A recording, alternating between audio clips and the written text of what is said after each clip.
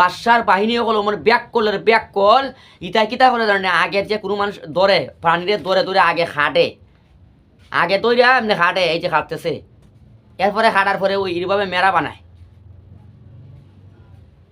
এরপরে পান্ডারে নাফে খান যদি আগে খাটতুই লাইলো মেরা বানাইলো তে পরে আবার নাই পিকিত তো নাই পিকিত। আসসালামু আলাইকুম রহমতুল্লাহ বারাকাতু। প্রিয় দেশবাসী, তো আমি 2 দিন আগে কথা বলেছিলাম, প্রায় তো আমি দেশ নিয়ে এবং দেশের কল্যাণ নিয়ে কথা বলে থাকি। সর্বপ্রথম আমি কথা বলবার আগে আমি যে জিনিসটা আপনাদেরকে দেখাবো কয়েকটা দৃশ্য, এর মধ্যে আপনাদের নেতা লন্ডন থেকে কি বাক্য এবং ভাষ্য দিয়েছেন আপনারা একটা শুনেন বিষয়টা, তাহলে কিন্তু বুঝতে পারবেন উনি কি বিষয়ে বক্তব্য দেন। আমাদের ভেতরে যদি কেউ নিজের স্বার্থ হাসিলের জন্য এই আস্থাকে আঘাত করে, এই আস্থাকে বিশ্বাসকে, জনগণের আস্থা বিশ্বাসকে নষ্ট করে নিজের স্বার্থ সিদ্ধির জন্য, ব্যক্তিগত স্বার্থ সিদ্ধির জন্য, আমার অনুরোধ থাকবে আপনাদের সহকর্মী হিসেবে প্রত্যেকের কাছে অনুরোধ থাকবে, আপনাদের নেতা হিসেবে আপনাদের প্রত্যেকের প্রতি আমার নির্দেশনা থাকবে, শক্ত হাতে সেই লোকগুলোকে দমন করতে হবে। আপনাদের শক্ত হাতে সেই লোকগুলোর বিরুদ্ধে আপনাদেরকে ব্যবস্থা নিতে হবে। উনি পরিষ্কার বলেছেন কোনো ব্যক্তি দলের নাম দিয়ে নিজে কোনো সুযোগ সুবিধা যে নিতে চায়, কটূক্তি করে এবং চাঁদাবাদি করে, প্রত্যেকটা দলের কর্মীদেরকে উনি নেতা হিসাবে বলছেন তাদের পদক্ষেপ নেওয়ার জন্যে এবং তাদেরকে শক্তভাবে ধরার জন্যে, মানে শক্তভাবে ধরার জন্যে। তো শক্তভাবে ধরার জন্য উনি বলেছেন আপনাদের নেতারা, উনি কেন্দ্র থেকে কিন্তু আপনাদেরকে অর্ডার দিচ্ছেন। এবার শুনেন পরবর্তী বক্তব্য উনি কি। যতই মনে মনে তৃপ্তি বোধ করেন বিএনপি সবচেয়ে বড় দল, জনগণ যদি মুখটা ফিরিয়ে নেয় আপনার আমার কিন্তু কোনো স্থান নেই। যত বড় যাই হই না কেন, আমরা নিজেরা যত বড় যাই মনে করি, আমি আজকে গত কয়েক মাস ধরে বলছি সামনের নির্বাচন এত সহজ নয় আপনারা যত সহজ ভাবছেন।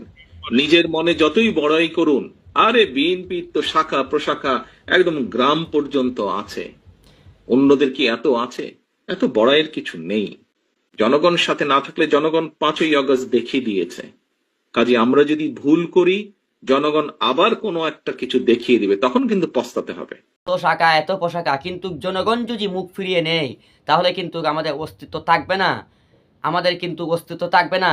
এবং উনি বলেছেন যদি জনগণ ইচ্ছে গেলে সব কিছু পারে, যে জনগণ দেখাই দিয়েছে 5 তারিখের কথাকে উনি ইঙ্গিত দিয়েছেন, 5 তারিখ দেখাই দিয়েছে জনগণ কি পারে, দেশের বিপ্লবের কথা উনি ইঙ্গিত দিয়েছেন এবং বলেছেন যদি এই সুযোগ হাতছাড়া হয়ে যায়, জনগণ যদি আপনাদের থেকে মুখ ফিরিয়ে যায় তাহলে কিন্তু পরবর্তীতে আফসোস করলে কাম হবে না। এই কথাটা দিয়ে উনি বুঝিয়েছেন দেশের জনগণকে, উনার দলকে, উনার দলের প্রত্যেকটা নেতা কর্মীদেরকে উনি উপদেশ দিয়েছেন।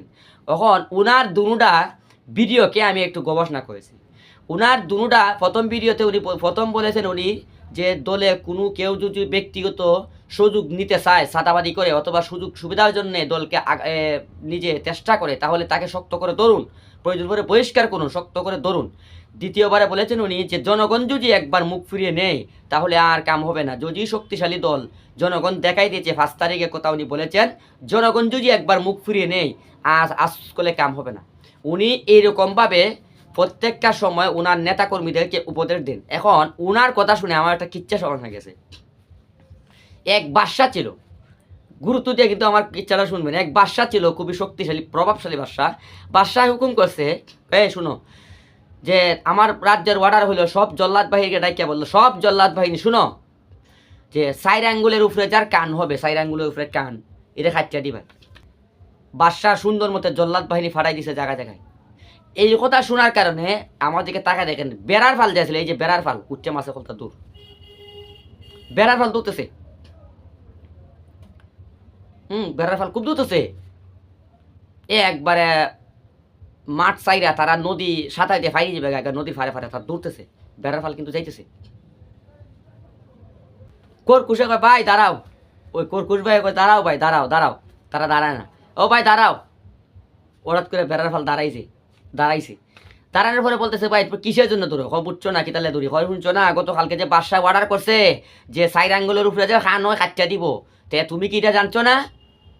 ওরে ব্যাক কল হল, তোমরা খান তো 4 আঙ্গুল না, তোমরা খান 2 আঙ্গুল 3 আঙ্গুল, আমার খানের নে লম্বা, এই যে কত লম্বা খান, এই যে আমার ভাই আর একজন দেখো কত লম্বা খান, আমরা 2বার খানটা দেখো কতকাল লম্বা খান। তো তে তোমরা কারে কাটতো, খাটলে তো আমাদের খানে না কাটবো, আমাদের খানে আদাত লম্বা। মেরা মেরে করে শুনো, বাদশাহ তো হুকুম দিছে 4 আঙ্গুলে উফরে যে যার খান হয় এটা কাটতো, কিন্তু বাদশাহ হুকুম দিছে ঠিক, কিন্তু বাদশাহ যে প্রতিনিধি হল আছে, বাদশাহ যে জল্লাদ বাহিনী আছে, এটা এমন বিয়াকুফের বিয়াকুফ, বাদশার বাহিনী হল মানে ব্যাককলের ব্যাককল। ইটা কিতা করে জানে, আগের যে কোনো মানুষ ধরে প্রাণীদের ধরে ধরে আগে খাটে, আগে তৈরি এমনি খাটে, এই যে খাটতেছে, এরপরে খাটার পরে ওই এইভাবে মেরা বানায়, এরপরে ভান্ডারে নাফে খান যদি আগে খাটতুই লাইলো মেরা বানাইলো, তো পরে আবার নাই পিকিত তো নাই পিকিত, মানে বাদশাহ কেমন করছে 4 আঙ্গুলের উপরে খানলাম বলে খাটি লিত, তারা কেউ আগে খাটে মেরা বানায় এরপরে নাফে, তো খান যদি খাটতুই লাইলো তার নাই পিকিত তোর না পিকিত। তো আমরা দেশ তার এক ভাই সম্মানে মানুষ বলেন যে এই সতর্ক থাকার কথা, যে খান কাট পায় নাপিয়া, আর আমরা দেশ খান কাটে কি করে মানে আনা নাপিয়া, এই হলো আমাদের দেশের অবস্থা। তো এখন চাঁদাবাদী বিষয়ে আমার এক নেতা, খুব আমি তাকে চিনি না, কিন্তু নেতা বক্তব্য আমার কাছে পছন্দ হয়েছে, চাঁদাবাদী দিয়ে বিএনপির লোকে করে উনি স্বীকার করছে, ধন্যবাদ দিই। নেতা বলেন। আমি আপনাদের কাছে আজকে অঙ্গীকার ব্যক্ত করছি, আগামীতে আপনাদের চাঁদাবাজি করতে হবে না। আমরা চাকরির ব্যবস্থা করব, আমরা ব্যবসার ব্যবস্থা করব, আমরা আইন করার ব্যবস্থা করব, পুটিয়া দুর্গাপুরে কলকারখানার ব্যবস্থা হবে। আমার সন্তানরা, আমার ভাইরা এখানে চাকরি করবে, তাদের চাঁদাবাজি করার দরকার হবে না। তো নেতা বলছেন কি, যে আমরা যদি ক্ষমতায় যেতে পারি, বা আমরা যদি জনগণের ইচ্ছায় যদি ক্ষমতায় যাই, সুযোগ সুবিধা পাই, কোনো মানুষদের চাঁদাবাদি করণ লাগতো না, উনি বরণ পোষণের ব্যবস্থা করবেন, মানুষদেরকে চাকরি দিবেন, গার্মেন্টে চাকরি দিবেন, অর্থাৎ মানুষদেরকে সুযোগ সুবিধা দিবেন, চাকরি দিবেন, কেউ চাঁদাবাদি করণ লাগতো না। মানে এতদিন যে চাঁদাবাদি করছো, যদি আমরা ক্ষমতা যাই তা চাঁদাবাদি কেউ হয়তো করণ লাগতো না, চাঁদা কেউ হয়তো তুলন লাগতো না। নেতাকে ধন্যবাদ দেয়, ধন্যবাদ নেতা, ধন্যবাদ। বিএনপির একজন বিশিষ্ট সাব্যস্ত নেত্রী কি বলে, ওনার মুখ থেকে চাঁদাবাদের বিষয়ে একটু শুনেন আপনারা। আপনি বলেন তো ম্যাডাম, বিএনপির চাঁদাবাদের বিষয়ে আপনার কাছে কমপ্লেন আছে, আপনি একটু বলেন। নানান জায়গা থেকে কিন্তু বিএনপি নেতাকর্মীদের বিরুদ্ধে প্রচুর কমপ্লেন আসছে, আমার কাছেই সকাল বিকাল কমপ্লেন আসছে।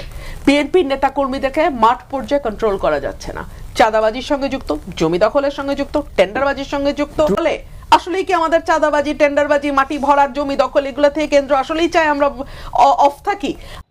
ধন্যবাদ ম্যাডাম আপনাকে, ধন্যবাদ ধন্যবাদ ধন্যবাদ ম্যাডাম আপনাকে, ধন্যবাদ। যাই হোক, ম্যাডাম তো সুন্দর কথা বলছেন, চাঁদাবাদের বিষয়ে কমপ্লেন আমার কাছে আসে, অনেক আসে। এবার শুনেন আমার ফিনাকি দাদা কি বলছেন এই ব্যাপারে। দাদা আপনি একটু বলেন, কোন কোন লোকে এই দেশের মধ্যে করতেছে, বিএনপির কোন কোন বড় বড় নেতা বিএনপিকে ধ্বংস করতেছে, আপনার নামের তালিকা সহ বিএনপির এটা 12টা বাজাইতেছে, আপনি তাদের নাম সহ বলেন দাদা, বলেন। ছিলাম না, কিন্তু আজকে আমি বলবো, আমি তালিকা করে আজকে নাম বলবো। এই তালিকায় প্রথমে থাকবে ফাহাম আব্দুল সালাম, শাহেদ আলম, রাশেদ, বুলডগ মির্জা, অ্যাপোলো, জুলকারনাইন সায়েদ, রুমিন ফারহানা, ফজলু পাগলা, কথা কামাল, মারুফ। এরা ইন্টেলেকচুয়ালি বিএনপি কে পথভ্রষ্ট করছে।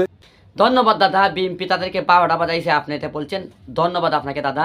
আমি ভিডিওটা লম্বা হইতেছে, এরপরও আমি একটু চাঁদাবাদের একটু দৃশ্য দেখাই। দেখেন আরেক জায়গায় একজনে আইয়া খুব শক্তিশালীভাবে এক দোকানও, উনি আগে চাঁদা চাইছেন, উনি একটা ডিডি করছিলেন মামলায়, পরবর্তীতে আইয়া কি বলছেন, ব্যবসায়ীকে বলছেন, এই তোর কি সাহস হয়েছে, শুনেন।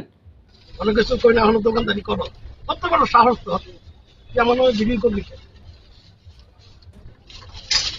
ভাড়া দিবি, সব ভাড়া দিবি, একজন দিস, পরিবর্তে আরেকজন দিবি, আমি বসিয়ার কত বড় সাহস। আমার তো কোন আর পিছনে আর কি আছে, মোবাইলে কোন দোকান নেই, ভাই আর পিছনে বলে কি আছে, মোবাইলে দোকান দিবেন না, আইটিতে কি আছে, একজন লোকের কাছে চাঁদা চাইছিল, উনি ডিডি করছে, এই জন্য ওনার কাছে এই রকম। যাই হোক, একজন মানুষ স্বাভাবিকভাবে চলাফেরা করতে, এখন আমি দেখাই দিলাম এই যে আপনাদের দলের মধ্যে এতগুলা কুন্দল, নেতায় বলে কি আর আপনারা করেন কি। এই যদি হয় আপনাদের দৃশ্য, তাহলে অবশ্যই অবশ্যই বাংলাদেশের প্রত্যেকটা মানুষ আপনাদেরকে প্রত্যাখ্যান করবে। এই থেকে সবাই বেঁচে থাকার জন্য চেষ্টা করুন, সবাই ভালো থাকুন, সুস্থ থাকুন। আসসালামু আলাইকুম।